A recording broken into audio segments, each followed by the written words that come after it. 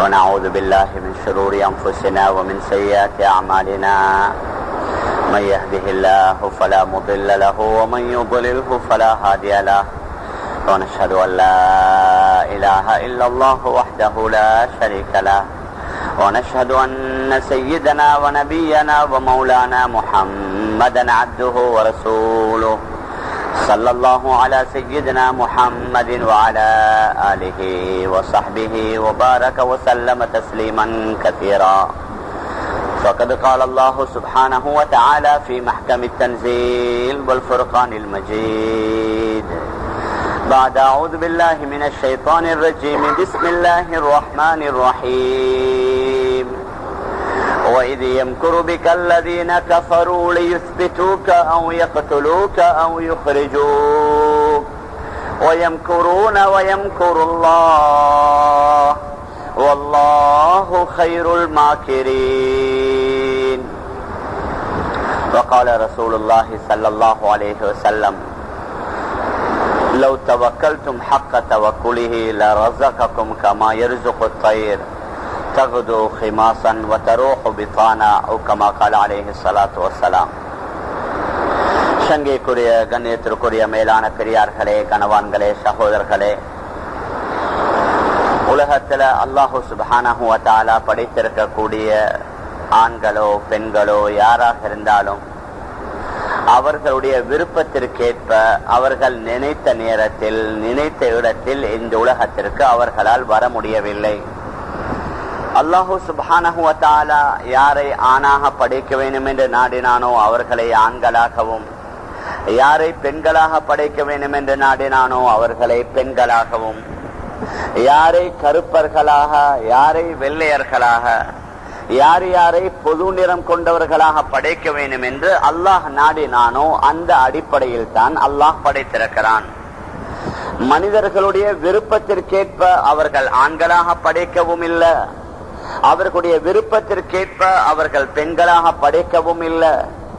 மனிதர்களுடைய கட்டுப்பாட்டில் அறிவாளிகளாக ஆகுவதோ அறிவில் குறைந்தவர்களாக ஆகுவதோ நம்முடைய கட்டுப்பாட்டில் இல்லை. ஏதோ சில முயற்சிகளை மேற்கொண்டு கொஞ்சம் அறிவுல முன்னேறலாம் என்றாலும் அல்லாஹு சுப்ஹானஹு வ தஆலா ஒவ்வொருவருக்கும் ஒவ்வொரு வகையான வரையறுக்கப்பட்ட அறிவை கொடுத்திருக்கிறான். பெரிய அறிவாளிகளாக ஆகுவதும் அல்லாஹுடைய நாட்டப்படி, சாதாரணமான அறிவு படித்தவர்களாக உருவாகுவதும் அவனுடைய நாட்டப்படி, அறிவில் குறைந்தவர்களாக உருவாகுவதும் அந்த ரப்புல் ஆலமீனுடைய நாட்டப்படி. ஆக நம்முடைய நாட்டப்படி நமக்கு உருவம் கிடைக்கல, நம்முடைய நாட்டப்படி நமக்கு தோற்றமோ நிறமோ கிடைக்கல. நம்முடைய நாட்டப்படி நிறம் கிடைக்கும் உண்டா உலகத்துல யாரும் கருப்பர்களாக இருக்க மாட்டாங்க, எல்லாருமே வெள்ளையர்களாத்தான் இருப்பாங்க. நம்முடைய நாட்டப்படித்தான் நமக்கு தோற்றம் கிடைக்கும் என்றால் உலகத்துல யாருமே கொஞ்சம் அலங்கோலமாக இருக்க மாட்டார்கள், எல்லாருமே நல்லவர்களாக அழகான தோற்றம் உடையவர்களாக இருப்பார்கள். மேலான பெரியார்களே, கணவான்களே, சகோதரர்களே, நமக்கு தோற்றத்தை தந்ததும் நமக்கு நிறத்தை தந்ததும் ஆண்களை ஆண்களாக பெண்களை பெண்களாக, ஏன் பெற்றோர்களுக்கு குழந்தைகளை கொடுப்பதும் அந்த அல்லாஹ்வுடைய நாட்டப்படி. சில தம்பதியினருக்கு நிறைய ஆண் குழந்தைகள் இருக்கும், அவர்கள் எனக்கு ஒரே ஒரு பெண் குழந்தை கிடைக்க வேண்டும் என்று நினைப்பாங்க, அது கிடைக்காது. இன்னும் சில தம்பதியினர்களுக்கு நிறைய பெண் குழந்தைகள் கிடைக்கும், ஒரே ஒரு ஆண் குழந்தை கிடைக்க வேண்டும் என்று விரும்புவாங்க, ஆனால் அதுவும் கிடைக்காது. இன்னும் சில திருமணம் முடிச்ச எத்தனையோ வருடம் குழந்தையே இல்ல, அவங்க நினைப்பாங்க ஆணோ பெண்ணோ எப்படியாவது ஒரு புள்ள கிடைச்சிட்டா போதும், ஆனா அவங்களுக்கு குழந்தைகளே கிடைக்காது. ஆண் குழந்தை கிடைப்பது, பெண் குழந்தை கிடைப்பது, ஆண்களையும் பெண்களையும் கலந்தர கொடுப்பது, இவைகள் அனைத்தும் அல்லாஹ் தன்னுடைய கையில வைத்திருக்கின்றான். குர்ஆன் அல்லாஹ் கூறுகின்றான், லில்லாஹி முல்குஸ் ஸமாவாதி வல் அர்ض் يخلق ما يشاء يهب لمن يشاء إناثا ويهب لمن يشاء الذكور أو يزوجهم ذكرانا وإناثا ويجعل من يشاء عقيما. வானத்துடைய பூமியுடைய ஆட்சி அதிகாரம் அல்லாஹ்வுடைய கையில. அவன் நாடியவர்களுக்கு ஆண் குழந்தைகளை மாத்திரம் கொடுப்பான். ஹஜ்ரத் யாக்கூப் அலைஹிஸ்ஸலாத்து வஸ்ஸலாம் அவர்களுக்கு எல்லாமே ஆண் குழந்தைகள். அவன் நாடியவர்களுக்கு பெண் குழந்தைகளை மாத்திரம் கொடுப்பான். ஹஜ்ரத் ஷுஐப் அலைஹிஸ்ஸலாத்து வஸ்ஸலாம் அவர்களுக்கு எல்லாமே பெண் குழந்தைகள். அவன் தான் நாடியவர்களுக்கு ஆண்களையும் பெண்களையும் இரண்டர கலந்து கொடுப்பான். நம்முடைய தலைவர் ரசூலுல்லாஹி ஸல்லல்லாஹு அலைஹி வஸல்லம் அவர்களை மாதிரி அவர்களுக்கு 4 பெண் குழந்தைகள், 3 ஆண் குழந்தைகள். அவன் நாடியவர்களுக்கு குழந்தைகளையே இல்லாமல் மலதர்களாக ஆக்கிவிடுவான். மேலான பெரியார்களே, கணவான்களே, சகோதரர்களே, குழந்தைகள் கிடைப்பதும் நம்முடைய கட்டுப்பாட்டில் இல்ல. நமக்கு நிறம் கிடைப்பதும் நம்முடைய கட்டுப்பாட்டில் இல்ல. நமக்கு தோற்றம் வடிவம் கிடைப்பதும் நம்முடைய கட்டுப்பாட்டில் இல்ல. அதே மாதிரி உலகத்தில் நாம் வாழ்வதும் நம்முடைய கட்டுப்பாடு. நம்முடைய நஃப்ஸி, நம்முடைய மனது சொல்லக்கூடிய அடிப்படையில் வாழ்ந்தால் அந்த வாழ்க்கை மிகப்பெரிய தோல்வியிலே நம்மை கொண்டு போய் செலுத்தவிடும். நமக்கும் அந்நியவர்களுக்கு மற்றொரு வித்தியாசம் என்ன? உடுப்புல வித்தியாசமா இல்ல, உணவுல வித்தியாசமா இல்ல, நம்முடைய வீடுகள் கட்டுவதில் வித்தியாசமா, வாகனங்களை வாங்குவதில் வித்தியாசமா, திருமண வைபவங்கள் எடுத்தா கிட்டத்தட்ட எங்கடையும் ஒரே மாதிரி தான். ஆனால் முஸ்லிம்களுக்கும் அந்நியவர்களுக்கு மற்றொரு வித்தியாசம் என்ன? நமக்கு ஒரு கட்டுப்பாடு இருக்குது, நமக்கு ஒரு வரையறை இருக்குது. நாங்க நினைத்தது எல்லாத்தையும் சாப்பிடல, எங்கட உணவுக்கும் சில வரையறைகள். நாங்க நினைத்தது எல்லாத்தையும் முடிக்கல, எங்கட ஆடைக்கும் ஒரு வரையறை. ஆண் எப்படி வாழணும், ஒரு பெண் எப்படி வாழணும், ஒரு குழந்தைக்கு எந்த முறையில் ஆடையை அணிவிக்கணும், எந்தெந்த உணவு ஹலால், எந்தெந்த உணவு ஹராம். ஆண்கள் பட்டு உடுக்க முடியாது, ஆண்கள் தங்க மோதிரமோ தங்க செயினோ போடுவது கூடவே கூடாது, ஹராம். ஆண்களுடைய ஆடைக்கும் ஒரு வரையறை, பெண்களுடைய ஆடைக்கும் ஒரு வரையறை, நம்முடைய உணவு உடைக்கும் ஒரு வரையறை. நாங்க காலையிலிருந்து இரவு தூங்குகின்ற வரைக்கும் எந்த செயலை செய்தாலும் எங்களுக்கு ஒரு கட்டுப்பாடு ஒன்று இருக்குது. அந்நியவர்கள் அவர்களை விடுங்க, அவங்களுக்கு ஒரு கட்டுப்பாடு இல்ல, வரையறை இல்ல.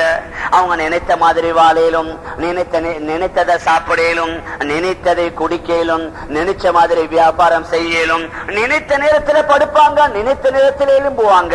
அவங்களுக்கு என்று சொல்லி உலகத்துல எந்த கட்டுப்பாடும் இல்ல. அவர்களுக்கு என்ன ஃப்ரீடம், சுதந்திரம். முழு உலகத்தில் எங்களுக்கு கட்டுப்பாடு இருக்கக்கூடாது. மேற்கத்திய நாடுகள்ல இந்த அளவுக்கு பாவம் மறைந்ததற்குரிய காரணம் என்ன? அவங்களுக்கு கட்டுப்பாடு வாப்பாவும் செய்யல, உம்மாவும் செய்யல. வாப்பா கண்டிக்கவும் மேல, உம்மா கண்டிக்கவும் மேல. ஸ்கூல்ல படிக்கும் போதே நம்பர்ஸ் கொடுத்துருவாங்க. உங்களோட வாப்பா உங்களோட ஏசினா இந்த நம்பருக்கு நீங்க போன் பண்ணுங்க. ஒரு வாப்பா தன்னுடைய மகளை கட்டுப்படுத்தல, ஒரு வாப்பா தன்னுடைய மகனை கண்டிக்கலாது. கண்டித்தா உடனடியா ஸ்டேஷனுக்கு போவாங்க, போன் பண்ணுவாங்க, போலீஸ்காரர்கள் வந்துருவாங்க. உம்மாவையும் வாப்பாவையும் என்ன செய்வாங்க? பாரதூரமா நடந்துட்டு அவர்களை கைது பண்ணிடுவாங்க. கொஞ்ச நாளைக்கு முன்னாடி பிரான்ஸ்ல நடந்த ஒரு சரித்திரம் உண்டு. பிரான்ஸ்ல உங்களுக்கு தெரியும், சிட்டியில் இல்ல, கொஞ்சம் வெளிப்பகுதியில ஒரு ஜமாத் ஒன்று வருது. வந்து மக்களை சந்திக்கிறாங்க, இஸ்லாத்தை விட்டு ரொம்ப தூரமானவங்க. அவர்களை சந்தித்து எப்படியோ பள்ளிக்கு கூட்டிட்டு வந்துட்டாரு. அதாவது வீட்டுடைய ஒரு பெரியவர், வாப்பா மாதிரி உள்ளவர். அவரை கூப்பிட்டு வந்து கொஞ்சம் கொஞ்சமா விளக்குறாங்க. நாங்க உலகத்துக்கு சும்மா வரல, எங்களுக்கு ஒரு நோக்கமிக்கு, லட்சியமிக்கு, குறிக்கோடு இருக்குது. உலகத்துல வாழ்ந்து விட்டு போவதற்கு வரல, நாங்க ஒரு வாழ்க்கையை தயாரிக்க வந்திருக்கிறோம். இந்த உலகத்துடைய வாழ்க்கை அது முடிந்து போகக்கூடியது. ஆகிராவுடைய வாழ்க்கை தான் வாழ்க்கை.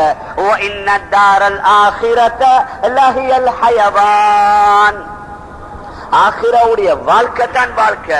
இந்த உலகத்துடைய வாழ்க்கையில எதுதான் நிரந்தரம்? ஒரு ஆள் வாலிபதா இருந்தா கொஞ்ச நாளைக்கு பின்னால வயோதிபம், ஒரு ஆள் சந்தோஷமா இருந்தா கொஞ்ச நாளைக்கு பின்னால கவலை, ஒரு ஆள் இன்பமா இருந்தா கொஞ்ச நாளைக்கு பின்னால துன்பம். உலகத்தில் உள்ள எதுதான் நிரந்தரம்? நாளைக்கு கியாம நாள்ல சுவர்க்கவாதிகள் சுவர்க்கத்துக்கு போவாங்க.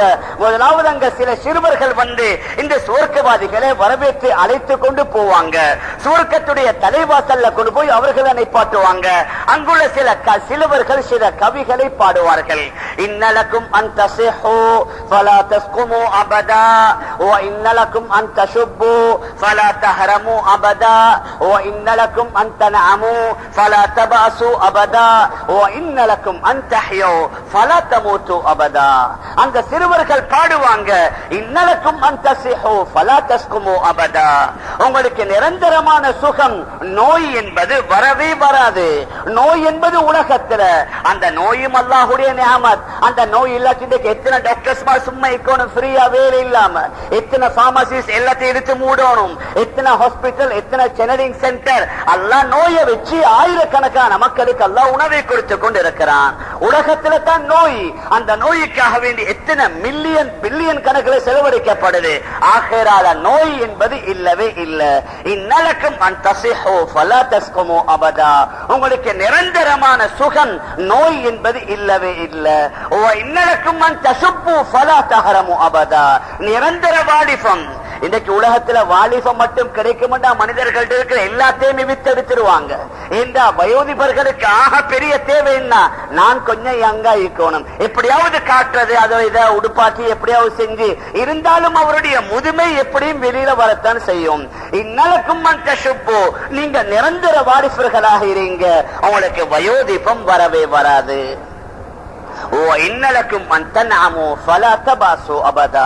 நீங்க நிரந்தர இன்பத்துடன் இருங்க, உங்களுக்கு துன்பம் என்பது இல்லவே உள்ள. உலகத்துல யாரும் நிரந்தரமான இன்பத்துல வாழ்ந்தவங்க இருக்கிறாங்களா? அது எந்த நாட்டுடைய தலைவன் எவ்வளவு பெரியவர்களாக இருந்தாலும் சரி, வெளியில இன்பம் மாதிரி தெரியும், வெளியில சந்தோஷம் மாதிரி தெரியும், வெளியில மகிழ்ச்சி மாதிரி தெரியும். அவங்களோட யதார்த்த அவர்களுடைய அந்தரங்க வாழ்க்கை எடுத்து பார்த்தா நாங்க நினைப்போம் நாங்க ரொம்ப சந்தோஷமா இருக்கிறோம்.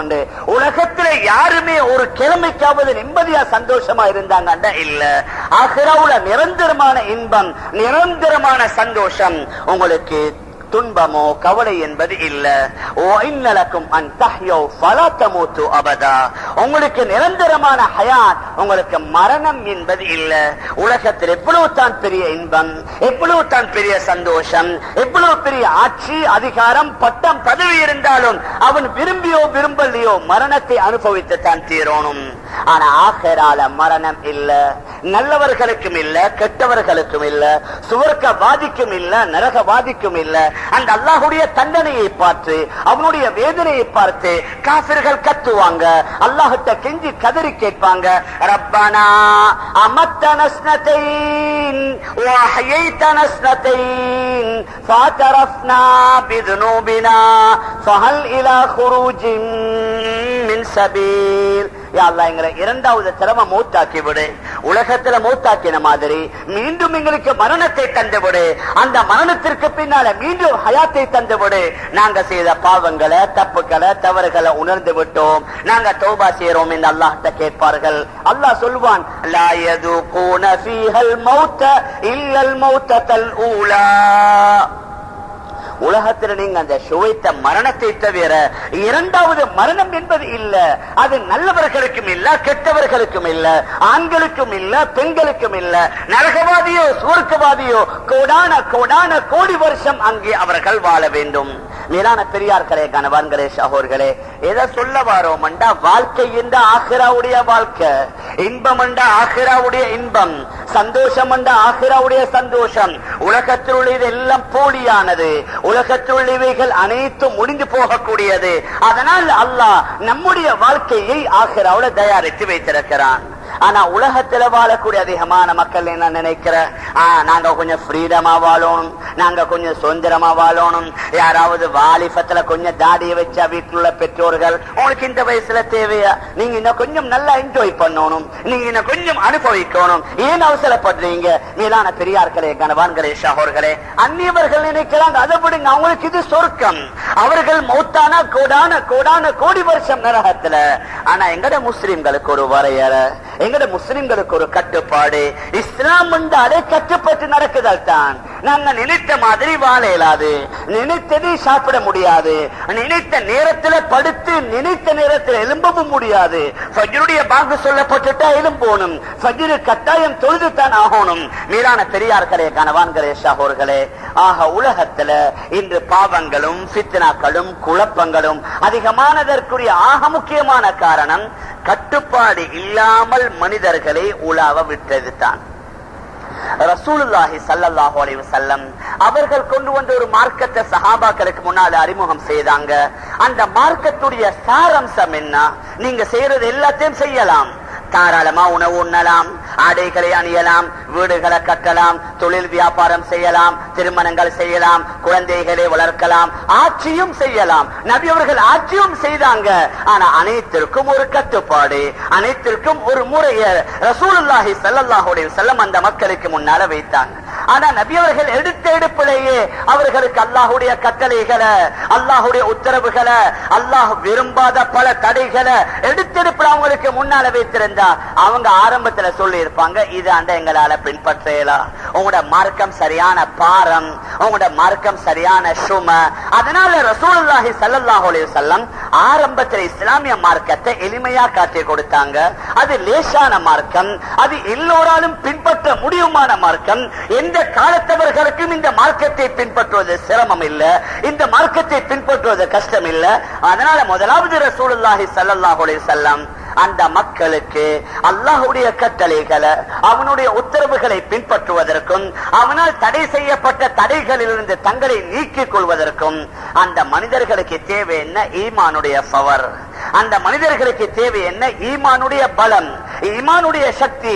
இன்று நாங்க பார்க்கலாம், உலகத்துல எந்தொன்று நடக்கின்றது என்றாலும் அதற்கு பின்னால் ஒரு பலம் ஒன்று இருக்குது.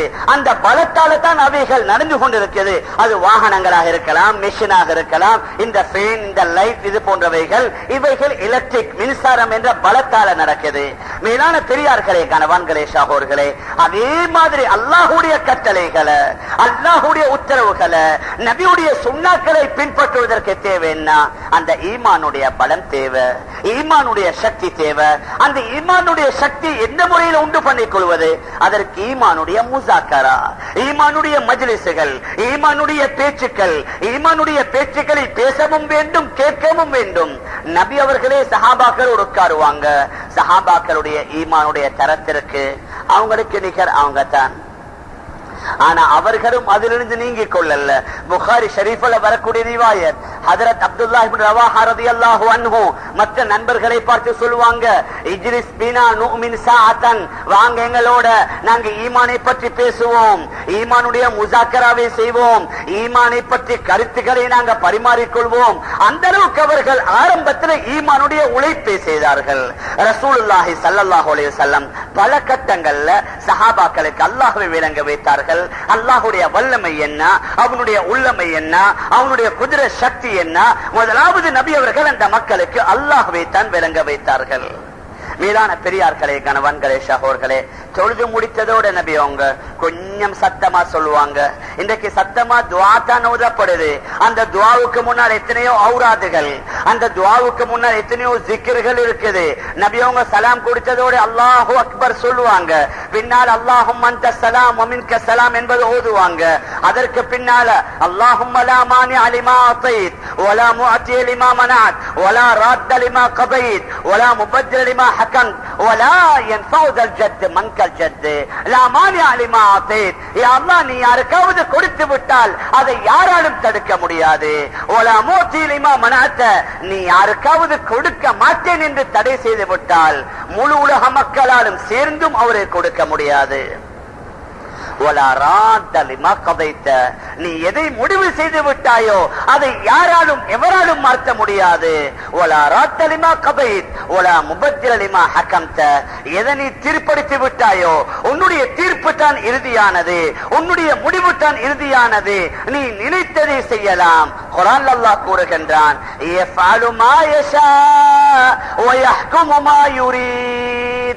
அல்லாஹ் எதை நாடுவானோ அதை செய்வான், அவன் எதை நாடுவானோ அதை தீர்ப்பளிப்பான். அவன் செய்யக்கூடிய வேலைகளை பற்றி அல்லாஹ்விடத்தில் யாரும் எதிர்கேள்வி கேட்க முடியாது. நீங்க கேட்கப்படுவீங்க, நான் கேட்கப்படுவேன், நபிமார்கள் கேட்கப்படுவாங்க, ரசூல்மார்கள் கேட்கப்படுவார்கள், மலக்குமார்கள் கேட்கப்படுவாங்க. அல்லாஹ் அவனிடத்தில் யாரும் கேள்வி கேட்க முடியாது. அவனுக்கு எதையுமே மறையாது. நீங்க விரும்பினா ரகசியமா பேசுங்க, விரும்பினா பகிரங்கமா பேசுங்க. قولكم أبجهروا به إنه عليم بذات الصدور. நீங்க விரும்பினா ரகசியமா பேசலாம், விரும்பினா பகிரங்கமா பேசலாம். உங்களுடைய உள்ளங்களில் உள்ளவைகளை அல்லாஹ் அறிந்து வைத்திருக்கிறான். மக்காவுடைய 13 வருட வாழ்க்கையில 11.5 வருட வாழ்க்கையில ரசூலுல்லாஹி ஸல்லல்லாஹு அலைஹி வஸல்லம் அந்த மக்களுக்கு அல்லாஹ்வை விளங்க வைத்தார்கள். அல்லாஹ்வுக்கு ஒரு வேலையை செய்யறான், அவனுக்கு சாதனம் தேவையில்லை, அவனுக்கு ஒரு பொருள் தேவையில்லை. ஆனா இந்த உலகம் தாருல் அஸ்பாப், அதாவது காரண காரியங்களுடன் இந்த உலகத்தை இணைத்து வைத்திருக்கிறான். அதனால் அவனுடைய ஒரு சுன்னா, அவனுடைய ஒரு பழக்கம் ஒன்று இருக்குது.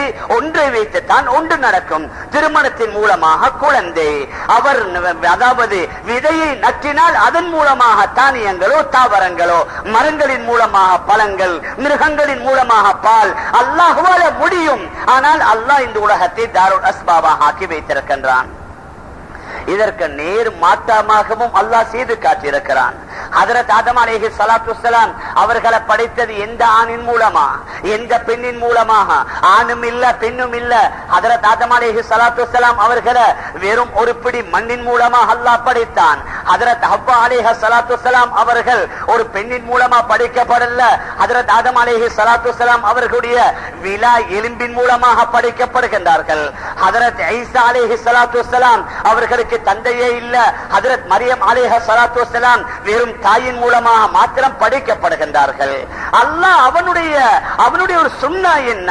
உலகத்தில் உள்ள அஸ்பாபுகள், வஸ்துக்கள், அதற்கு தோதுவா உலகத்துடைய நிர்வாகத்தை செய்வது.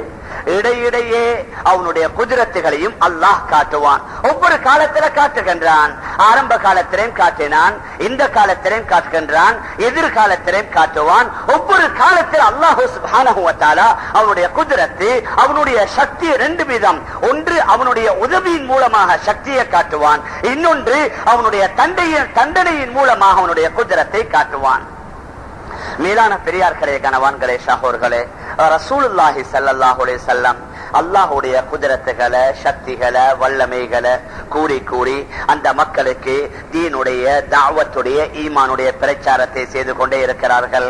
அந்த ஒவ்வொரு குதிரத்தை பார்த்து பார்த்து அவர்களுடைய உள்ளங்கள் உள்ள ஈமான் அதிகரித்துக் கொண்டே செல்கின்றது. எந்த அளவுக்கு ஒரு சூரா இறங்கியது.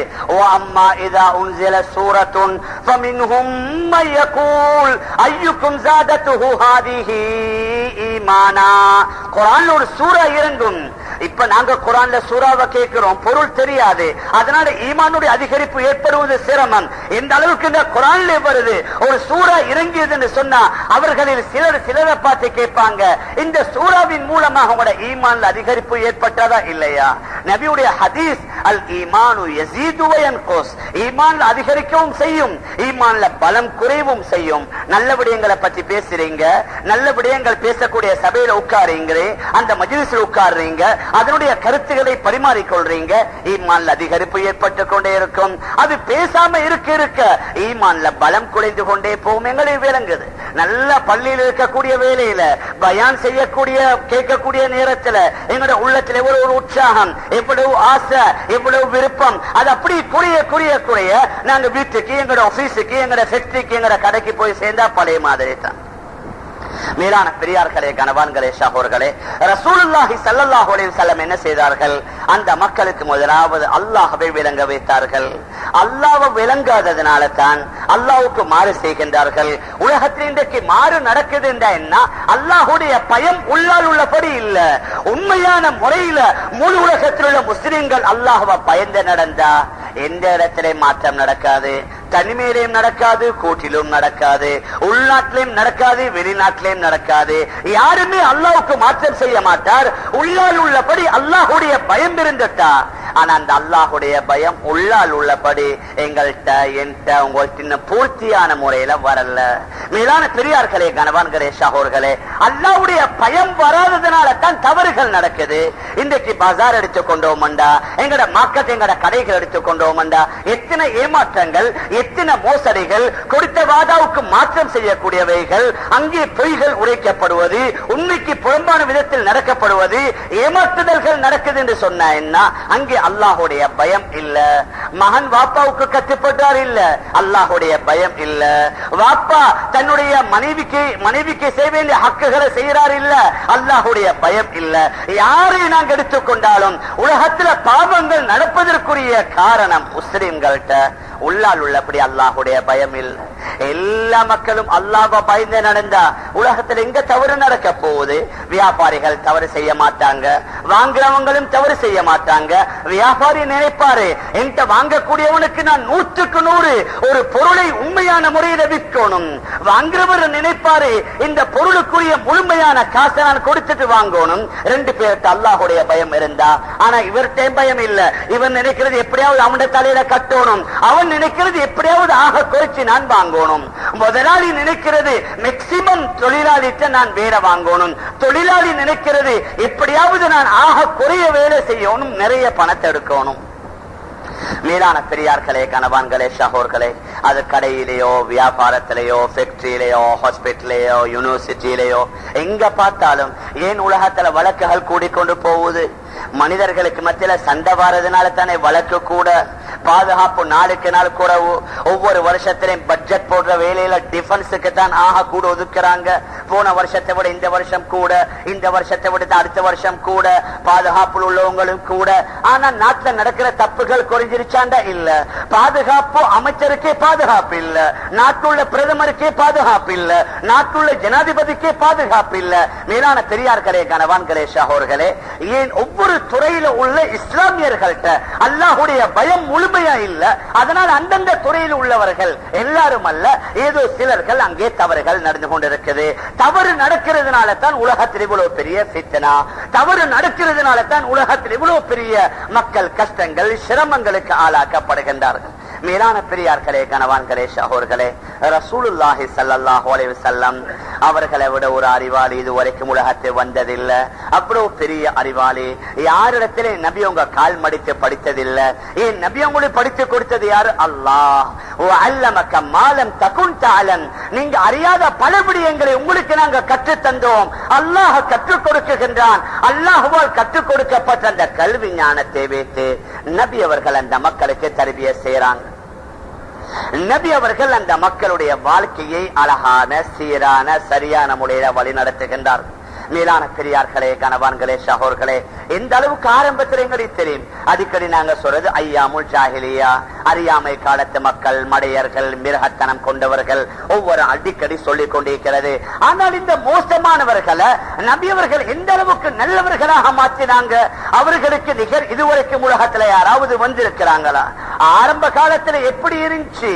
இவருடைய தோட்டத்துல அவருடைய ஒரு ஒட்டகம் வந்து மேய்ந்ததுனால இவருடைய தண்ணீர் உள்ள அந்த தடாகத்துல அடுத்தவனுடைய ஒட்டகம் வந்து குடித்ததுனால பல 100 வருடம் சண்டை. ஆனால் அவங்கள்ட்ட உழைப்பு செய்யப்படுது, அவர்கள்ட்ட முயற்சி செய்யப்படுது. எந்த அளவுக்கு மாறுகின்றார்கள் என்றா பின்னொரு காலத்துல தீன் வருது, இஸ்லாம் வருது, எர்முக்குடைய சண்டையுடைய வேலை, கடைசி சக்கராத்துடைய வருத்தம், ரூஹ பிரியக்கூடிய நேரம். கொஞ்சம் தண்ணியை குடிச்சு கொண்டா இன்னும் கொஞ்ச நேரத்துக்கு சில நாட்களுக்கு என்னுடைய உயிரை பாதுகாத்துக் கொள்ளலாம் என்ற உணர்வு, என்ற ஃபீலிங். இப்பொழுது தண்ணீர் வருது, பக்கத்தில் உள்ளவர் தண்ணீர் தண்ணீர் என்று சொல்றாரு. கடைசி நேரம், அந்த நேரத்தில் தண்ணீரை குடித்துக் கொண்டால் அவருடைய உயிரை சில நாட்களுக்கு பாதுகாத்துக் கொள்ளலாம். அந்த தண்ணியை கூட சொல்றாங்க, அவரு கொடுங்க. அவர்கிட்ட கொண்டு போனோன்னே 3ஆவதால் அவர் சத்தம் போட்டார், அவர் சொல்றார், அவரு கொடுங்க. நபியுடைய காலத்துல நபி ரசூலுல்லாஹி ஸல்லல்லாஹு அலைஹி வஸல்லம் அந்த மக்கள்கிட்ட செய்த முயற்சியின் மூலமாக எந்த அளவுக்கு மாறினாங்க. ஆரம்பத்தில் இவருடைய தடாகத்துல ஒரு ஒட்டகம் வந்து குடித்ததுனால அந்த முழு குடும்பத்தை அழிப்பதற்கு தயார். இப்பொழுது தீனுடைய உழைப்பு, தீனுடைய முயற்சி, ஈமானுடைய முயற்சி செய்யப்பட்டதற்கு பின்னால தன்னுடைய உயிர் பிரியக்கூடிய வேலையில கூட என்னுடைய உயிர் போன பரவாயில்லை, அவர் உயிர் வாழட்டும். அவருடைய உயிர் போக போகுது, என்னுடைய உயிர் போனால் பரவாயில்லை, 3வது நபர் அவர் வாழட்டும். இந்த நல்ல தன்மை எதால வந்துச்சு? மேலான பெரியார்களே, கணவான்களே, ஷஹோர்களே, பின்னொரு காலத்துல மஸ்ஜித் நபவியில வந்து கைதிகளை கட்டி வைப்பாங்க. யுத்தங்கள்ல பிடிக்கப்படக்கூடிய கைதிகளை கட்டி வைப்பாங்க. சஹாபாக்களுடைய வீட்டிலிருந்து உணவு என்ன? வெறும் ரொட்டி தான் வரும். அவங்களுடைய வீட்டிலிருந்து அவர்களுக்கு சாப்பாடு, பகலைக்கு இரவைக்கு ரொட்டி வரும். வீட்டிலிருந்து வரக்கூடிய ரொட்டிய அந்த கைதிகளுக்கு கொடுப்பாங்க. குடிப்பாங்க. இவங்க வெறும் ஈட்டப்பழத்தை சாப்பிட்டு தண்ணீரை குடித்துக் கொள்வாங்க. இந்த பண்பு எதனால வந்துச்சு? மேலான பெரியார்களே, கணவான்களே, சகோர்களே, நபி அவர்களை செய்த அந்த பாரிய உழைப்பு, நபி அவங்க செய்த அந்த முயற்சி, அந்த முயற்சி செய்ய வேண்டிய நடக்க வேண்டிய முறைப்படி நடக்கல. இன்றைக்கு ஏதோ நடக்குது ஒரு பேரல தாவத் தப்லீக் என்ற பேரல 3 நாள் போறாங்க, சில்லா போறாங்க, 3 சில்லா போறாங்க. 3 நாளோ சில்லாவோ 3 சில்லாவோ நோக்கம் அல்ல. நோக்கம் என்ன? முழுமையான தீன் எங்கள்கிட்ட வந்துடணும். எங்களோட வியாபாரத்தில் இஸ்லாம் வரணும், எங்களோட விவசாயத்தில் இஸ்லாம் வரணும், எங்களோட குடும்ப வாழ்க்கையில் இஸ்லாம் வரணும், எங்களோட உடையில நடையில் இஸ்லாம் வரணும், எங்களோட பெண்களுடைய வாழ்க்கையில் இஸ்லாம் வரணும். இவைகளுடைய நோக்கமே என்ன? முழுமையான தீன் எங்கள்கிட்ட வருவது. மேலான பெரியார்களே, கணவான்களே, சகோர்களே, ரசூலுல்லாஹி ஸல்லல்லாஹு அலைஹி வஸல்லம் உழைக்கிறார்கள், முயற்சி செய்கின்றார்கள். துனியாவுல அவ்வளவு பெரிய முன்னேற்றம் இல்ல, துனியாவுல அவ்வளவு பெரிய முன்னேற்றம் இல்ல. அந்த முன்னேற்றம் இல்லை என்பதற்காக நபி அவங்க பெருசா துஆ செய்யவும் இல்ல. சஹாபாக்குடைய விருப்பம் என்ன? உலகத்துல சரியா வீடு இல்ல, உலகத்துல சரியா தொழில் இல்ல, உலகத்துல சரியா ஜொப் இல்ல, உடுப்பதற்கு ஆடை இல்ல. நபி அவங்க பெருசா அலட்டி கொள்ளல.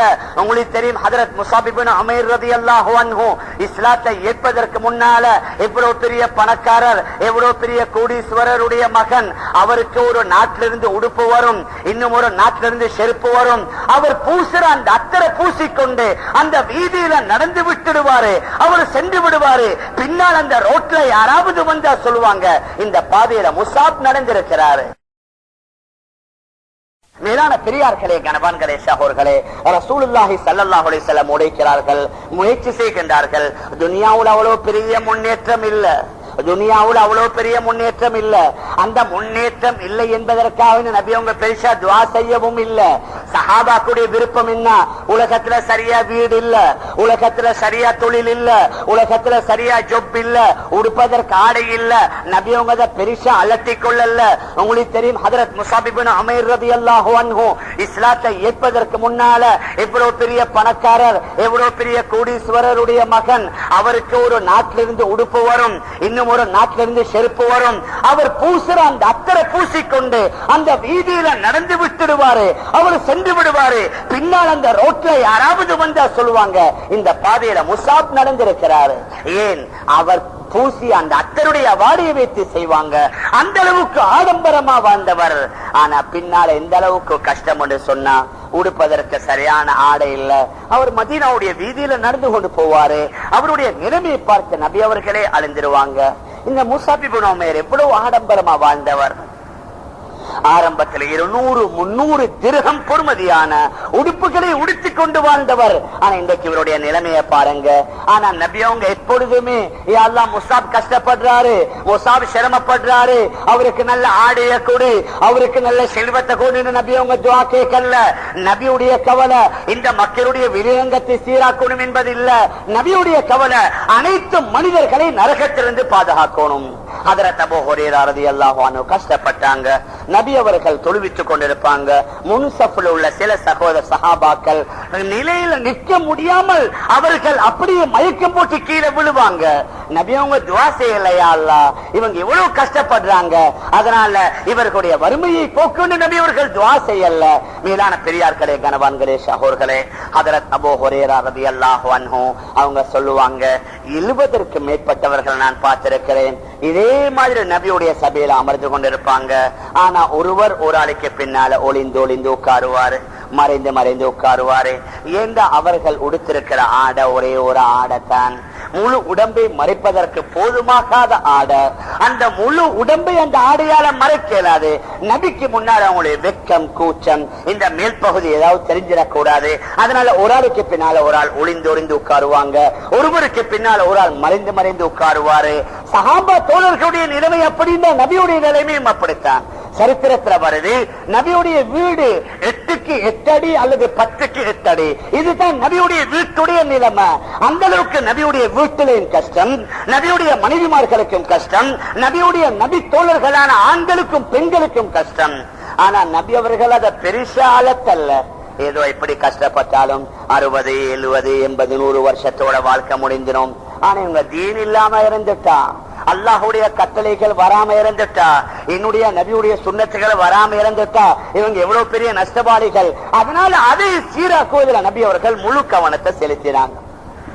மேலான பெரியார்களே, கணவான்களே, சகோர்களே, ஆனா இன்றைக்கு முயற்சி செய்யப்படுது. எங்கட வீட்டை நாங்க சீராக்கணும், எங்கட கடையை நாங்க சீராக்கணும், எங்கட ரோட்டை நாங்க சீராக்கணும், எங்கட உடுப்பை நாங்க சீராக்கணும், எங்கட ஸ்கூல் மதரசாக்கள் சீராகணும், எங்கட பள்ளிகள் சீராகணும், வீட்டுடைய சாமான்கள் சீராகணும். அல்ஹம்துலில்லாஹ் சீராகிருச்சு.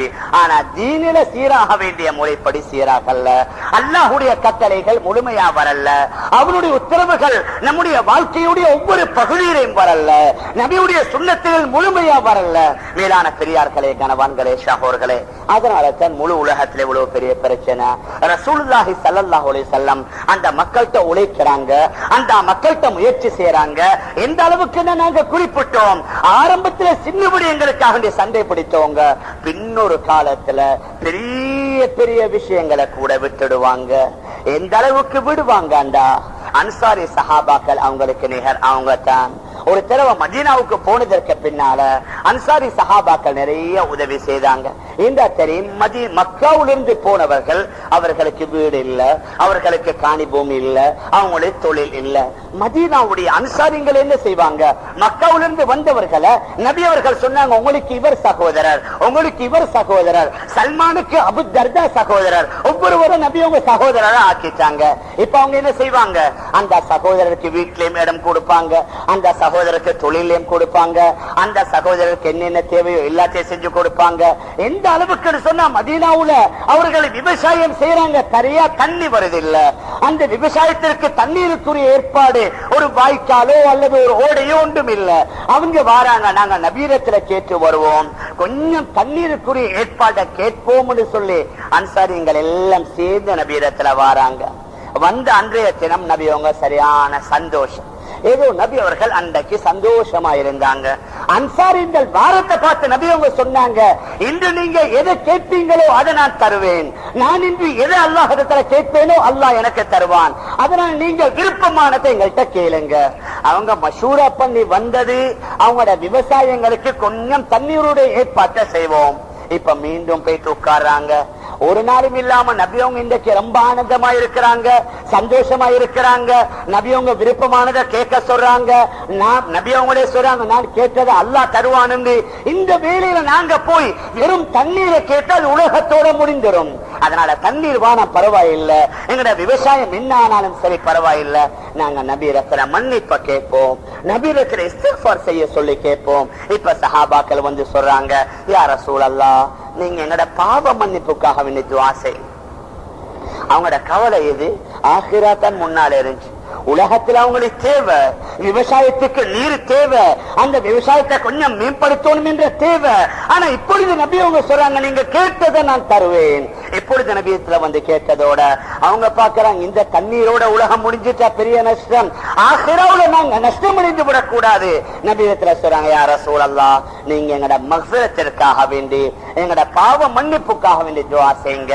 இப்ப நபி அவங்க உடனடியா துஆ செய்றாங்க, அல்லாஹும்ம அக்ஃபிர் லில் அன்சார் வலி அப்னாஇல் அன்சார் வலி அப்னாஇ அப்னாஇல் அன்சார் வலில் ஜீரான் வலில் மவாலி. அவங்க கேட்டது ஒரே ஒரு மக்ஃபிரத், ஆனா நபி அவங்க முழு அவங்களோட சந்ததியையும் சேர்த்து கொண்டாங்க. யா அல்லாஹ், அன்சாரிங்களுக்கு உதவி செய், அவங்களோட குழந்தைகளுக்கு உதவி செய், அவங்களோட பிள்ளைகளின் பிள்ளைகளுக்கு உதவி செய். அதாவது பாவங்களை மன்னி, அவங்களோட மனைமார்களுடைய பாவங்களை மன்னி, அவர்களுடைய அடிமைகளுடைய பாவத்தை மன்னி, அவர்களுடைய அக்கம் பக்கத்து வீட்டுக்காரர்களுடைய பாவத்தை மன்னித்து விடு. அவங்க வெறும் கேட்பது இஸ்திக்ஃபார. நபி அவர்கள் தன்னுடைய துஆவுல இவ்வளவு பெரிய ஒரு ஜமாஅத்தை, இவ்வளவு பெரிய ஒரு நபர்களை இந்த முழு துஆவுல நபி அவர்கள் உள்ளடக்கி கொண்டாங்க. மேலான பெரியார்களே, கணவான்களே, சகோதரர்களே, எதை சொல்ல வாரோம்டா, நபியுடைய காலத்திலும் கஷ்டம் இருந்தது, சிரமம் இருந்தது, வறுமைகள் இருந்தது, உணவில்லாம உடை இல்லாம கஷ்டப்பட்டாங்க. ஆனால் நபி அவர்கள் அதை பெருசாலத்திக் கொள்ளல. தீனுடைய உழைப்பு, தீனுடைய முயற்சி, எந்த தகாசா தேவை வந்தாலும் லப்பைக் சொன்னாங்க. இப்பொழுது எந்த அளவுக்குண்டா, முழு மதீனாவுடைய நிலைமைகளை அல்லாஹ் தீனுக்கு சாதகமாக ஆக்குறான். ஆரம்பத்தில் எவ்வளவு பயம், ஆரம்பத்தில் எவ்வளவு அச்சம், எந்த அளவுக்கு ஹஜ்ரத் அதி இப்னு ஹாத்தம் ரலியல்லாஹு அன்ஹு ஆரம்ப காலத்துல, அதாவது ஹாத்தம் தாய் என்று சொல்லக்கூடிய பெரிய ஒரு கொடை வள்ளல் தாய். ஹாத்தம் தாய் அரபிகள்கிட்ட கொடையில் அவ்வளவு பெரிய அவர் கொடை வள்ளல். வீட்டுல எவ்வளவு பேர் வந்தாலும் கொடுப்பாரு. எந்த அளவுக்கு வீட்டுடைய ஒரு ஜன்னல் திறந்தே இருக்கும். யாரு கொடுக்கிறது என்று தெரியாம வாரவங்களுக்கு எல்லாம் அள்ளி கொடுத்து கொண்டிருப்பார். அந்த கொடையாளிக்கு நிகரா இதுவரைக்கும் ஒரு கொடையாளி வந்ததில்லை. ஆனா நபியுடைய நுபுவத்துக்கு முன்னால் அவர் இறந்திருக்கிறாரு. அவருடைய மகன் தான் அதி இப்னு ஹாத்தம். அவர் பிரசித்தி பெற்ற ஒரு கிறிஸ்தவனாக இருந்தார். நபி அவங்க அந்த ஹாத்தமுக்கு தாவத் கொடுக்கறாங்க. அந்த ஹாத்தம கொடுக்கறாங்க, நீங்க இஸ்லாத்துக்கு வாங்க. அந்த ஹாத்தம் தாயி அவர் கொஞ்சம் யோசிக்கிறாரு. நபி அவங்க கேட்கிறாங்க ஹாத்தம்க்கு, ஹாத்தம் அதி இப்னு ஹாத்தம், நீங்க என்ன நினைக்கிறீங்களா? முகம்மதோட சேர்ந்து நான் என்ன செய்ய? முகம்மதோடு இருக்கிறவங்க இந்த பிலால், இந்த அபூ ஹுரைரா, இந்த சல்மான் ஃபாரிசி, இவங்க எல்லாம் சாதாரண மக்கள், ஏழை மக்கள். இவங்களோடு இருக்கிறவங்கள்ட்ட நான் எப்படி சேருவேன்? நான் எப்படி உட்காருவேன்? நான் எப்படி கதைப்பேன்? இவங்கள்ட்ட ஒரு முன்னேற்றமும் இல்ல உலக அடிப்படையில. இவர்களோடு சேர்ந்து நான் என்ன செய்யன்ற மாதிரி யோசிக்கிறாங்க. ரசூலுல்லாஹி ஸல்லல்லாஹு அலைஹி வஸல்லம் சொன்னாங்க, ஏ அதி, நீங்க இதையா யோசிக்கிறீங்க? முஸ்லிம்கள் எளிமையா இருக்கிறாங்க, வறுமை கோட்ல வாழ்றாங்க, நீங்க இதையா யோசிக்கிறீங்க? அல்லாஹ்வும் இது சத்தியமா ஒரு தினம் ஒன்று வரும். அந்த தினத்துல கிஸ்ராவுடைய கிரீடம் நம்முடைய காலடியில் அல்லாஹ் கொண்டு வந்து போட்டு வருவான். அதே கேட்கிறாரு, கிஸ்ரா இப்னு ஹுர்முஸ், அவருடைய பேர் கிஸ்ரா இப்னு ஹுர்முஸ். அந்த கிஸ்ரா இப்னு ஹுர்முஸுடைய கிரீடமா, அவனுக்கு கீழே உள்ள ஹசானாவா? ஆம், நபி அவங்க சொன்னாங்க, அந்த கிஸ்ரா இப்னு ஹுர்முஸுடைய அந்த முழு அவனுடைய சொத்து செல்வங்கள் முஸ்லிம்களுடைய காலடியில வரும். அவனிடம் இருந்த அந்த பெண்மணிகள் இஸ்லாமியர்களுடைய அடிமைகளா மாறிடுவாங்க. முஸ்லிம்களுக்கு ஹாதின் ஊழியம் செய்யக்கூடியவர்களா மாறிடுவாங்க. பின்னால நபி அவர்கள் சொன்னாங்க, எந்த அளவுக்கு இந்த இஸ்லாத்தின் மூலமாக ஒரு அச்சமற்ற பயமற்ற சூழல் வரும் என்று சொன்னா, யமன்ல இருந்து ஒரு பெண்மணி வருவா, அவ தட்டம் தனியா வருவா, மக்காவுக்கு வருவா, வந்து ஹஜ்ஜை செய்து விட்டு போவா. யமன் முதல் மக்கா மதீனா வரைக்கும் அவளுக்கு எந்த ஆபத்தும் ஏற்படாது. அந்த அளவுக்கு முழு உலகத்தில் அல்லாஹ் அச்சமற்ற ஒரு சூழலை ஏற்படுத்தி விடுவான். மூணாவது சொன்னாங்க, நீங்க இன்றைக்கு முஸ்லிம்கள் ஏழைன்னு நினைக்கிறீங்க. அவங்கள்ட்ட செல்வம் இல்ல, அவங்கள்ட்ட பொருள் இல்ல, அவங்கள்ட்ட பணம் இல்ல நான் நினைக்கிறீங்க. வெகு விரைவில் எங்களுடைய சகோதரர்களுக்கு, எங்களுடைய இஸ்லாமியர்களுக்கு ஒரு காலம் ஒன்று வரும். எந்த அளவுக்கு அல்லாஹ் செல்வத்தை கொடுப்பான் என்றா, அவங்க ஜகாத் பொருளை எடுத்து கொண்டு வந்து காலை முதல் மாலை வரைக்கும் எதிர்பார்ப்பாங்க. அவங்களிடத்துல ஜகாத் வாங்குவதற்கு யாருமே இருக்க மாட்டாங்க. அந்த அளவுக்கு அனைத்து மக்களையும் அல்லாஹ் வசதி உள்ளவனாக ஆக்கி விடுவான். ஹஜ்ரத் அதி இப்னு ஹாத்தம் ரலியல்லாஹு அன்ஹு சொன்னாங்க, நபி அவர்கள் சொன்ன 3-2 நான் இந்த கண்கூட கண்டேன். அந்த கிஸ்ரா இப்னு ஹுர்முஸுடைய கோட்டையை முஸ்லிம்கள் வெற்றி கொள்றாங்க.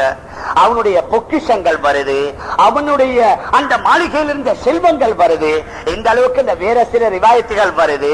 அந்த மாளிகையில, அவனுடைய கோட்டையில அவங்க கீழே உட்காரக்கூடிய ஒரு காப்பட், ஒரு விரிப்பு, அந்த காப்பட்ல தான் உட்கார்ந்து கொண்டு மதுபானங்களை அருந்துவாங்க, அருந்து சாப்பிடுவாங்க, குடிப்பாங்க. அந்த கோட்டையில் உள்ள அனைத்து பொருட்களும் வந்து அந்த காப்பட்டும் கொண்டு வரப்படுது.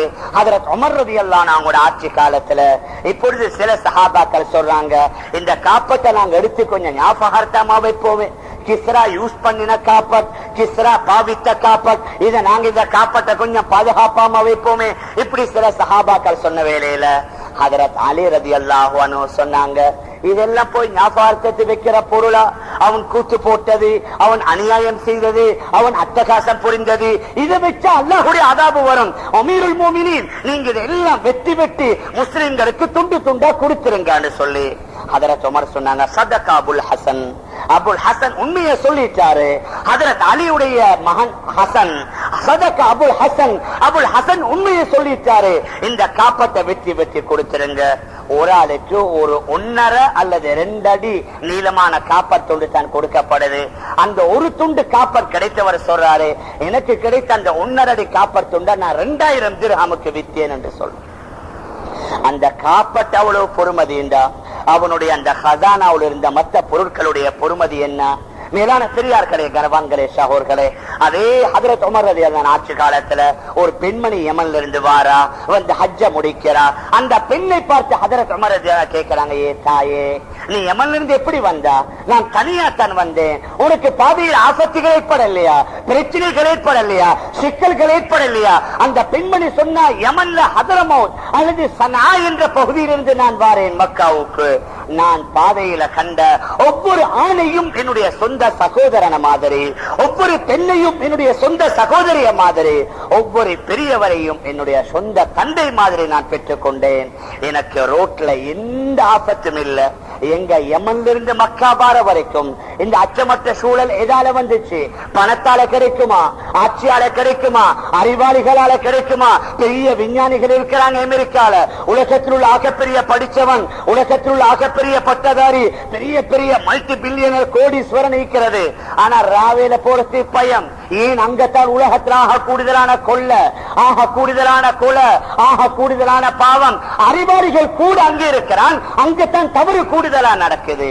மேலான பெரியார்களே, கனவான்களே, சகோர்களே, யமனிலிருந்து வாராறு மதீனாவுக்கு. பாதையில எந்த ஆபத்தும் ஏற்படல. ஹதரத் அதி இப்னு ஹாத்தம் ரலியல்லாஹு அன்ஹு சொல்றாங்க, அல்லாஹ் மீது சத்தியமாக இந்த இரண்டையும் நான் கண்டேன், மூணாவதையும் நிச்சயமாக அது நடந்தே தீரும் என்று கூறுகின்றார். ஹதரத் உமர் இப்னு அப்துல் அசீஸ் ரஹ்மத்துல்லாஹி அலைஹி அவங்களோட ஆட்சி காலத்துல முஸ்லிம்களுக்கு அல்லாஹ் எந்த அளவுக்கு செல்வத்தை கொடுத்தான், எந்த அளவுக்கு பணம் காசை கொடுத்தான்டா. ஹதரத் உமர் இப்னு அப்துல் அசீஸ் ரஹ்மத்துல்லாஹி அலைஹி அவங்களோட ஆட்சி காலத்துல ஒரு ஆள் வாராரு, அவருடைய ஜகாத்துக்குரிய பணத்தை அவர் தன்னுடைய தலையில வைத்துக் கொண்டு அந்த ஊர்ல முழுதா காலை முதல் மாலை வரைக்கும் சுத்துறாரு, சத்தம் போடுறாரு, யார் இருக்கிறீங்க என்னுடைய ஜகாத் எடுக்க, யார் இருக்கிறீங்க என்னுடைய ஜகாத் எடுக்க. காலை முதல் மாலை வரைக்கும் சத்தம் போடுவாரு. யாரும் அவருடைய ஜகாத் எடுப்பதற்கு தயார் இல்ல. ஏன்? எல்லாருமே பணக்காரர்கள். மேலான பெரியார்களே, கனவான்களே, சகோர்களே, அந்த அதி இப்னு ஹாத்தம் சொன்னாரு, ரெண்ட நான் நிச்சயமா கண்டுட்டேன், மூணாவது அல்லாஹ் மீது சத்தியமாக நடக்கும். எதை சொல்ல வாரோம்டா, ஒரு முயற்சி ஒன்று நடக்குது. அந்த முயற்சியின் மூலமாக அவர்களுடைய உள்ளத்துல ஈமான் சீராகுது, அவர்களுடைய உள்ளத்துல ஈமானுடைய சக்தி வருது. இப்பொழுது பாவம் செய்யறாங்க இல்ல, அவர்களால தப்பு செய்ய முடியல, அவர்களால தவறு செய்ய முடியல. எல்லோருக்குமே அல்லாஹுடைய பயம். அது காடுகள்ல ஆடுகளை மேய்க்கக்கூடிய இடையர்களாக இருக்கலாம், வீட்டுல பால் வியாபாரம் செய்யக்கூடிய பால்கார பெண்மணிகளாக இருக்கலாம், சிம்மாசனத்தில் உட்கார்ந்து ஆட்சி அதிகாரம் நடத்தக்கூடிய அமீருல் முஃமினீனாக இருக்கலாம். யாரும் அல்லாஹ்வுக்கு மாறு செய்யல. கோர்ட்ல இருக்கக்கூடிய காதியாக இருக்கலாம், நீதிபதியாக இருக்கலாம். ஹஜ்ரத் உமர் ரலியல்லாஹு அன்ஹு அவர்களை ஹஜ்ரத் அபூபக்கர் ரலியல்லாஹு அன்ஹு தன்னுடைய 2.5 வருட ஆட்சி காலத்துல ஹஜ்ரத் உமரை தான் மதீனாவுடைய நீதிபதியாக ஆக்கினாங்க. கொஞ்ச நாள் நீதிபதியாக இருந்து ஹஜ்ரத் உமர் ரலியல்லாஹு அன்ஹு அவங்க வந்து ஹஜ்ரத் அபூபக்கர் ரலியல்லாஹு அன்ஹு அவங்கள்ட்ட சொன்னாங்க, செய்த அந்த தீனுடைய உழைப்பை கொண்டு காற்றில ஆட மேய்க்கக்கூடிய இடையன், அவனுக்கும் அல்லாஹுடைய பயம் வருது. வீட்டுல பால்காரி அவ பால் வியாபாரம் செய்து கொண்டிருக்கிறா, அவருக்கும் அல்லாஹுடைய பயம் வருது. ஹஜ்ரத் அபூபக்கர், உமர், உஸ்மான், அலி ரலியல்லாஹு அன்ஹும் அவர்களை போன்று ஆட்சி செய்தவர்கள் உலகத்துல இதுவரைக்கும் யாரும் வந்திருப்பார்களா? இதற்கு பின்னால வரவிருக்கிறார்களா? அந்த அளவுக்கு அல்லாஹுடைய பயம், அந்த அளவுக்கு தக்வாவோடு ஆட்சி செய்தாங்க. மேலான பெரியார்களே, கனவான்களே, சகோர்களே, அதனால உலகத்துல ஆபத்துகள் வரல. இன்னைக்கு முழு உலகத்துல ஃபித்னாக்கள், குழப்பங்கள், தப்புக்கள், தவறுகள், அநியாயங்கள், சொல்ல முடியாத அளவுக்கு கொலைகள், கொள்ளைகள், ஏமாற்றுதல்கள், மோசடிகள், அதே மாதிரி அனைத்து பாவங்களும் முழுமையா உலகத்துல நடக்குது. இவைகளுக்குரிய காரணம் என்ன?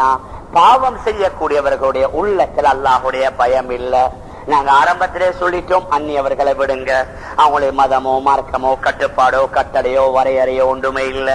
ஆனா நாங்க முஸ்லிம்கள், இஸ்லாமிய நாடுகள் என்ன பாவங்கள் குறைவா நடக்குது, இஸ்லாமிய நாடுகள் என்ன தப்புகள் குறைவா நடக்குது. அந்நிய நாட்டுல பகிரங்கமா நடக்குது, இஸ்லாமிய நாட்டுல ரகசியமா நடக்குது.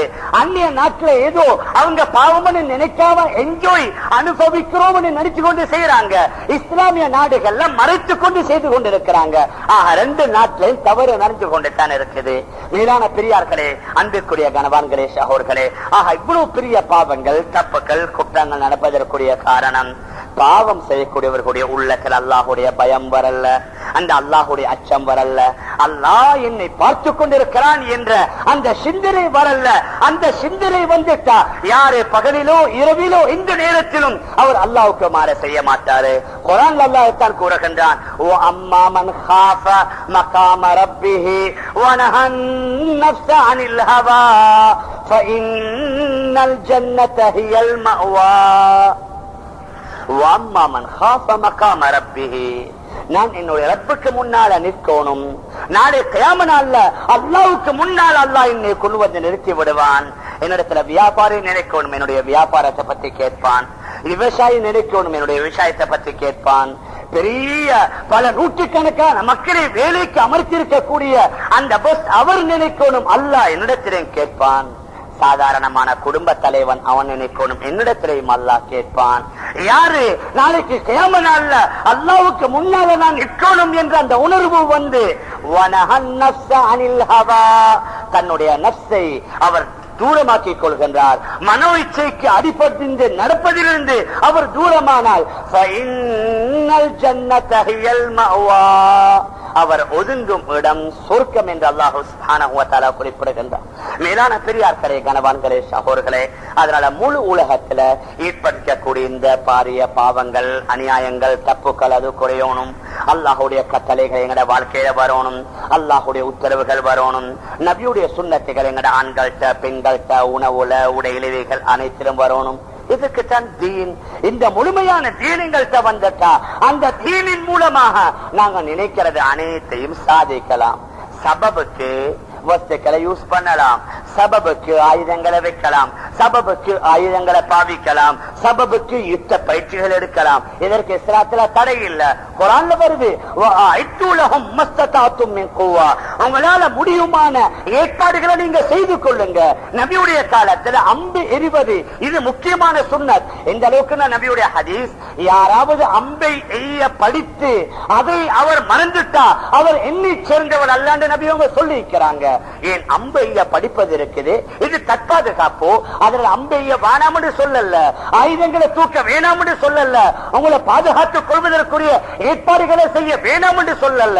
நபியுடைய ஹதீஸ், மன் குத்திர தூன மாலிஹி ஃபஹுவ ஷஹீத். உங்களோட பொருளை ஒரு ஆள் வந்து பறிக்க போறாரு, நீங்க அவன்கிட்ட அந்த பொருளை குடிக்காம அவனோட சண்டை பிடிக்கிறீங்க, அவன் உங்களை கொண்டான், நீங்க ஷஹீத். நபி அவங்க சொன்னாங்க, மன் குத்திர தூன தமிஹி ஃபஹுவ ஷஹீத். உங்களை ஒருத்தன் வந்து கொல்ல போறான், நீங்க அவனோட ஃபைட் பண்றீங்க, ஃபைட் பண்ணி அவனை உங்களை கொண்டுட்டான், நீங்க ஷஹீத். நபி அவர்கள் சொன்னார்கள். அதனால இஸ்லாத்துல கோழைத்தனம் இல்ல. ஆயுதங்கள் பாவிக்கலாம், அதற்குரிய ஏற்பாடுகளை செய்யலாம், ஆனால் நம்பிக்கை அல்லாஹ்வின் மீது இருக்கணும். மேலான பெரியார்களே, கணவான்களே, சகோதரர்களே, ரசூலுல்லாஹி ஸல்லல்லாஹு அலைஹி வஸல்லம் ஒரு பரந்த விரிந்த மார்க்கத்தை சஹாபாக்களுக்கு முன்னால வச்சாங்க. வெறும் இபாதத்தை மாத்திரமல்ல, வெறும் zikr திலாவத்துகளை மாத்திரமல்ல, வெறும் வணக்கங்களை மாத்திரமல்ல, சஹாபாக்களுடைய எந்தெந்த துறையில் இருந்தார்களோ அந்த ஒவ்வொரு துறையிலையும் நபி அவர்கள் சஹாபாக்களை சீராக்கி கொண்டே இருந்தாங்க, அவர்களுக்கு முன்மாதிரியா இருந்து கொண்டே இருந்தாங்க, அவர்களை திருத்திக் கொண்டே இருந்தாங்க, அவர்களுடைய உள்ளத்தில் ஏற்படுத்தினாங்க. முழுமையான தீன் வருவது தான் உங்களுடைய நோக்கம். நீங்க உங்களுடைய வாழ்க்கையில முழுமையான தீனை ஏற்படுத்திக் கொண்டீங்கண்டா அந்த தீனின் மூலமாக நீங்க நினைக்கிறது அனைத்தையும் சாதிக்கலாம். இப்ப சஹாபாக்களுடைய உள்ளத்துல தீனுடைய பொறுமதி வருது. அதனால அந்த தீனுக்கு எதை வேண்டும் என்றாலும் தியாகம் செய்ய தயார். மனைவி தன்னுடைய கணவனை இழப்பதற்கு தயார், கணவன் தன்னுடைய மனைவிமார்களை விடுவதற்கு தயார், குழந்தைகள் தன்னுடைய பெற்றோர்களை இழப்பதற்கு தயார், தாய் தந்தையர்கள் தன்னுடைய குழந்தைகளை இழப்பதற்கு தயார். ஏன் இந்த தியாகத்தையாவது பார்த்து அல்லாஹ் சந்தோஷப்படணும். இந்த தியாகத்தை பார்த்து என்னுடைய ரப்பு சந்தோஷப்பட்டு என்னுடைய எனக்கு ஹிதாயத்தை தந்துடணும், எனக்கு முழுமையான தீன் வந்துடணும். அந்த முழுமையான தீன் வந்துட்டா என்னை விட வெற்றி பெற்றவன் உலகத்துல வேறு யாரும் இருக்க முடியாது. அதனால தீன் வருவதற்காக, முழு உலக மக்களுக்கு இந்த தீன் போய் சேருவதற்காக ஒன்று என்னிடத்துல வருவது, இரண்டாவது முழு உலகத்துல வாழக்கூடிய அனைத்து மக்களுக்கு இந்த இஸ்லாம் போய் சேருவது. அதற்காக வேண்டிய சஹாபாக்கள் தியாகம் செஞ்சாங்க. எப்பொழுது தியாகம்? தீனுடைய பொறுமதி உள்ளத்துல வந்த வேளையில அவங்க தியாகம் செய்யறது அவங்களுடைய பாரமா விலங்கல்ல, தியாகம் செய்யறது அவங்களுடைய கஷ்டமா விலங்கல்ல, தியாகம் செய்யறது அவங்களுடைய பெரிய சுமையா விலங்கல்ல. மாற்றமாக பெரியார்களே, கணவான்களே, சகோதரர்களே, அனைத்து மனிதர்களுடைய உள்ளத்துல தீனுடைய பொறுமதி வருது. அதோட அந்த தீனை நான் உண்டு பண்ணி கொள்ளணும். இந்த புனிதமான தீனுடைய வாழ்க்கை முழு உலகத்தில் உள்ள அனைத்து மக்கள்கிட்ட சேரணும். அதால என்னால என்னென்ன தியாகங்கள் தேவைப்படுமோ அனைத்து தியாகங்களை செய்வதற்கு தயார். ஆகப்பெரிய தியாகம் உயிரை கொடுப்பது. அந்த உயிரை கொடுப்பதில கூட போட்டி. உஹதுடைய யுத்தத்துல ஹஜ்ரத் உமர் இப்னுல் கத்தாப், ஹஜ்ரத் ஸைத் இப்னுல் கத்தாப் ரலியல்லாஹு அன்ஹுமா ரெண்டு பேரும் சகோதரர்கள். ஆனா ஒரே ஒரு கவசம் ஒன்று இருக்குது. அந்த கவசத்தை அணிந்து கொண்டா அந்நியவர்கள் தாக்கினா தாக்கிப்படாது. இப்பொழுது ரெண்டு பேருமே சண்டை. ஹஜ்ரத் உமர் சொல்றாங்க, ஸைத் நீங்க அணிங்க, நான் வெறும் மேலோட போறேன். ஹஜ்ரத் ஸைத் சொல்றாங்க, சகோதரரே நீங்க அணிந்து கொண்டு போங்க, நான் வெறும் மேலோட போறேன். கவசம் அணிவதற்கு அனுமதி இருக்குது மார்க்கத்துல. ஆனா அதை விட இந்த ரெண்டு பேருடைய விருப்பம் என்ன? கவசம் அணியாம போகணும். இந்த யுத்தத்துல நான் ஷஹீதாக்கப்படும். மேலான பெரியார்களே, கணவான்களே, சகோதரர்களே, ஹஜ்ரத் அப்துல்லாஹ் இப்னு ஸுபைர் ரலியல்லாஹு அன்ஹு அவர்கள் ஹஜ்ஜாஜ் இப்னு யூசுஃபோட யுத்தம் நடக்க போகுது. இப்ப தன்னுடைய தாய்க்கு வந்து கேட்கிறாங்க. ஹஜ்ரத் அஸ்மா ரலியல்லாஹு அன்ஹா 100 வயதை தாண்டிட்டாங்க. கண்ணுடைய 2 பார்வையும் போயிருச்சு. ஆனா நல்ல தெளிவான சிந்தனையுடன் இருக்கிறாங்க. ஹஜ்ரத் அப்துல்லாஹ் இப்னு ஸுபைர் ரலியல்லாஹு அன்ஹு வந்து கேட்கிறாங்க, தாயே, ஹஜ்ரத் அஸ்மா ரலியல்லாஹு அன்ஹா ஹஜ்ரத் அபூபக்கர் ரலியல்லாஹு அன்ஹுவோட மூத்த மகள், தாயே நீங்க என்ன சொல்றீங்க? என்னுடன் இருந்தவங்க எல்லாரும் என்னை விட்டு பிரிந்து போய்விட்டார்கள். இன்னும் ஒரு சிலர்கள் தான் இருக்கிறாங்க. அவர்கள் இன்னும் சில நாட்களில் என்னை விட்டு பிரிந்து ஹஜ்ஜாஜுடன் சேர்ந்துருவாங்க. இந்த வேளையில நானும் என்னுடைய பதவியை, என்னுடைய ஆட்சியை வித்ரோ பண்ணிட்டு ஹஜ்ஜாஜ் இப்னு யூசுஃபுடன் சேரவான்னு கேட்ட வேளையில ஹஜ்ரத் அஸ்மா ரலியல்லாஹு அன்ஹா என்ன சொன்னாங்க? மகனே, இவ்வளவு காலமும் உங்களை நான் வீரனா நினைத்தேன். நீங்க என்ன கோழையா மாறிட்டீங்களா? உலகத்துல வாழ்ந்தா நீங்க கண்ணியமா வாழணும். கரீமன் வாழ்ந்தா சங்கியானவனா வாழுங்க. கரீமன் நீங்க மௌத்தா போனாலும் சங்கியா மௌத்தா போகணும். இந்த கூட்டத்தை நீங்க சரண்டாகல, இந்த கூட்டத்தை நீங்க கைதியாக ஆகிறல்ல. நீங்க அவங்கள்ட்ட போனா அந்த ஹஜ்ஜாஜ் இப்னு யூசுஃபுடைய பெண்கள் வந்து உங்களோட தலையை மசாஜ் பண்ணுவாங்க. அது எனக்கு விருப்பம் இல்ல. மாறாக நீங்க அவனோட யுத்தம் செய்யணும். நீங்க இதுல ஷஹீதாகணும். நீங்க உங்களுடைய இந்த நடக்கக்கூடிய யுத்தத்துல உங்களுடைய உயிரை பாதுகாப்பதை விட நீங்க ஷஹீதாவது தான் என்னுடைய விருப்பம். நீங்க நினைக்கிறீங்களா, நீங்க இறந்துட்ட எனக்கு உணவு தாரது யாரு? என்ன கவனிக்கிறது யாரு? என்ன பராமரிக்கிறது யாரு?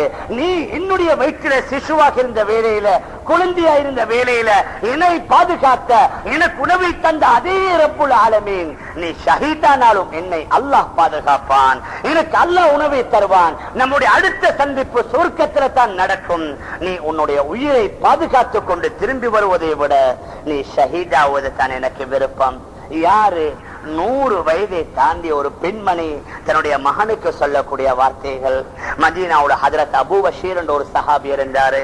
அவருக்கு மகன் தான் அக்ரபா, பஷீர் இப்னு அக்ரபா என்று சொல்லுவாங்க. ஹஜ்ரத் அபூ பஷீர் என்று சொல்லி ஒரு ஆள் இருந்தாரு. அவருக்கு ஒரு மகன் அக்ரபா ரலியல்லாஹு அன்ஹு. அவங்களோட மகனுடைய பெயர் தான் பஷீர். அக்ரபா ரலியல்லாஹு அன்ஹு ஒரு யுத்தத்துக்கு போக நபியிடத்தில் அனுமதி கேட்கிறாங்க. நபி அவங்க எடுத்தெடுப்புல அனுமதி கொடுக்கறல்ல. ஒரு ஆள் வந்து கேட்பாரு, யார ரசூலல்லாஹ் எனக்கு அனுமதி தாங்க.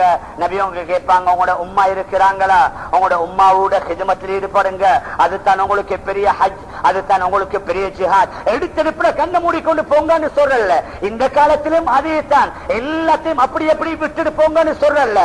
அல்லாஹ்வுடைய பாதையில போகணும், ஏற்பாடுகளை செய்யணும். மனைவிக்கு தேவையான ஏற்பாடு, வயது வந்த பெண் ஆண் குழந்தைகளுக்கு தேவையான ஏற்பாடு, வீட்டுடைய பாதுகாப்பு தேவை ஏற்பாடு, எங்கட கடை தொழிலுக்குரிய ஏதோ ஓரளவு ஏற்பாடு செய்யறது, ஒரு சின்ன தியாகத்தோடு வெளிக்கிழமை போறது. ஹஜ்ரத் அபூ பஷீர் ரலியல்லாஹு அன்ஹு வந்து கேட்கிறாங்க, யா ரசூலல்லாஹ் இந்த யுத்தத்துல நான் கலந்து கொள்ளணும். நபியவங்க கேட்கிறாங்க, அபூ பஷீர் உங்களுக்கு அக்ரபாண்ட ஒரு மகன் ஒன்று இருக்குது, உங்களோட மனைவியும் இறந்துட்டா, உங்களோட மகனுக்கு வேற யாரும் இல்ல, நீங்க இந்த யுத்தத்துல கலந்து ஷஹீதானீங்கண்டா உங்களோட மகனை யாரு அபூ பஷீர் பாக்குறது? உங்களோட மகனை யாரு வளர்க்கிறது? ஹஜ்ரத் அபூ பஷீர் ரலியல்லாஹு சொன்னாங்க, யா ரசூலல்லாஹ் மதீனாவோட இதே மாதிரி நிறைய சின்ன புள்ளைகள் இருக்குது. அந்த புள்ளைகளோடு சேர்ந்து இந்த அக்ரபாவும் பெரியவனாக ஆகிடுவாரு. ஆனா இந்த சந்தர்ப்பத்தை விட்டுட்டா, இந்த யுத்தத்துல கலந்து கொள்ளக்கூடிய இந்த சந்தர்ப்பத்தை விட்டா இதற்கு பின்னால் இந்த சந்தர்ப்பம் கிடைக்குமோ தெரிய யா ரசூலல்லாஹ் அனுமதித்தாங்க. அவருடைய வற்புறுத்தலை பார்த்து நபி அவங்க சொல்றாங்க, அப்படின்னா பரவாயில்ல நீங்க கலந்து கொள்ளுங்க. அவருடைய விருப்பத்திற்கு தோது அந்த யுத்தத்துல ஷஹீத் ஆகிறாரு. யுத்தமும் நடந்து முடியுது. இப்ப யுத்தத்துல கலந்து முடித்தவங்க வாராங்க மதீனாவுக்கு திரும்பி. மதீனால ஒரு இடம் இருக்கு, சனியத்துல் வதா. அந்த இடத்துல தான் நபி அவங்க ஹிஜ்ரத் செய்து வரும் பொழுது மக்கள் எல்லாம் கூடி தால அல் பத்ரு அலைனா படிச்சு நபி அவங்கள வரவேற்றாங்க. பொதுவா அந்த காலத்துல ஒரு வழக்கம், அந்த யுத்தத்துக்கு போனவர்கள் திரும்பி வரக்கூடிய வேளையில அந்த மலை மேட்ல இருந்து கொண்டு எல்லா சிறுவர்களும் பார்ப்பாங்க. ஒரு புள்ள சொல்லுவாரா என்ன வாப்பா வாராங்க, இன்னொரு ஆள் சொல்லுவாரு எங்க அப்பா வாராரு, இன்னொரு ஆள் சொல்லுவாரு எங்கட நானா சாட்சா, இப்படி அடையாளம் காணுவாங்க. கிட்ட வந்ததோட அவங்க வந்து இந்த புள்ளைய தூக்கி கொண்டு போவாங்க. இப்ப மதீனாவில் உள்ள சிறுவர்கள் எல்லாம் அந்த மலை மேட்ல ஏறி ஒவ்வொருவரா அடையாளம் சொல்லி அவங்க வந்து இவங்களை தூக்கி கொண்டு போறாங்க. ஹஜ்ரத் அக்ரபா ரலியல்லாஹு அன்ஹு கடைசி வரைக்கும் பார்த்தாங்க, அவங்களோட வாப்பா வரல. இப்ப அழுது ஓடுறாரு ரசூலுல்லாஹி ஸல்லல்லாஹு அலைஹி வஸல்லம் அவங்கள்ட்ட, யா ரசூலல்லாஹ், என்னுடைய வாப்பாவுடைய நிலைமை என்ன? சொல்றாங்க, நபி உங்களோட வாப்பா ஷஹீதாகிட்டாரு. அப்ப ஹஜ்ரத் அக்ரபா ரலியல்லாஹு அன்ஹு சொல்றாங்க, யா ரசூலல்லாஹ், என்னுடைய உம்மாவையும் நான் சின்ன வயசுல இழந்துட்டேன், என்னுடைய வாப்பாவையும் இந்த யுத்தத்துல நான் இழந்துட்டேன். இதுக்கு பின்னால் எனக்கு வாப்பாவும் இல்ல, இதுக்கு பின்னால் எனக்கு உம்மாவும் இல்ல. நபி அவங்களும் அழுதுட்டாங்க. அந்த பிள்ளையுடைய தலையில தடவி சொன்னாங்க, அம்மா தருதா அன் அகூன அபாக்க வா ஆயிஷா உம்மக்க, அக்ரபா உங்களுக்கு விருப்பம் இல்லையா இதுக்கு பின்னால உங்களோட வாப்பா நான், உங்களோட உம்மா ஆயிஷா, இது உங்களுக்கு விருப்பம் இல்லையா? நானும் உங்களோட வாப்பாவா இருக்கிறது, இந்த ஆயிஷா உங்களுக்கு உம்மாவா இருக்கிறது விருப்பம் இல்லையா என்று கேட்டு அந்த குழந்தையை நபி அவங்க ஆறுதல் படுத்தினாங்க. மீதான பெரியார்களே, கணவான்களே, அவர்களே, பெற்றோர்களுக்கு அவ்வளவு பெரிய விருப்பம், குழந்தையுடைய பாசம் இருந்தது. இருந்தாலும் முழு உலகத்திற்கு இந்த தீன் போய் சேரணும் என்பதற்காக அந்த குழந்தையுடைய பாசத்தை ஒரு இடத்துல வைக்கிறாங்க. கணவன் மனைவியுடைய பாசத்தை வைக்கிறாங்க. அனைத்து இன்பங்களை விட்டுட்டு அல்லாஹுடைய பாதையில போய் தியாகம் செய்ததுனால தான் இன்றைக்கு முழு உலகத்துல ஏதோ பேரளவுடையாவது 150-200 கோடி முஸ்லிம்கள் வாழ்றாங்க. அவங்கள்ட்ட தீன் வரணும், அவங்களும் முழுமையான தீனுடைய அடிப்படையில வாழணும், அவர்கள்ட்ட இஸ்லாமிய காற்று வீசணும். நாங்க கொஞ்சம் கொஞ்சம் தியாகம் செய்யணும். வீரான பெரியார்களே, கணவான்களே, சகோதரர்களே, எங்கட கடை, எங்கட தொழில், எங்கட ஃபேக்டரி, எங்கட வீடு, எங்கட மனைவி மக்கள், அவங்களுக்காக வேண்டி அவங்கள முன்னேற்றத்துக்கு, அவங்க சந்தோஷமா வாழ்றதுக்கு ஒவ்வொரு நாளும் தியாகம் செய்யறோம். தீன் எங்கடது. அந்த தீனுக்கு நாங்க தியாகம் செய்யாம தீனில முன்னேற்றத்துல தீன்ல மாற்றத்தை காண இயலாது. அதற்காக வேண்டி நாங்களும் எங்கட காலங்கள்ல கொஞ்ச காலத்தை, எங்கட நேரங்கள்ல கொஞ்ச நேரத்தை, எங்கட பணங்கள்ல கொஞ்சம் பணம் காசுகளை செலவழித்து அவசரமா அல்லாஹுடைய பாதையில விட கிளம்பி போறதுக்கு நாங்க எல்லாரும் உறுதியா நியத்து வைத்துக் கொள்வோமா?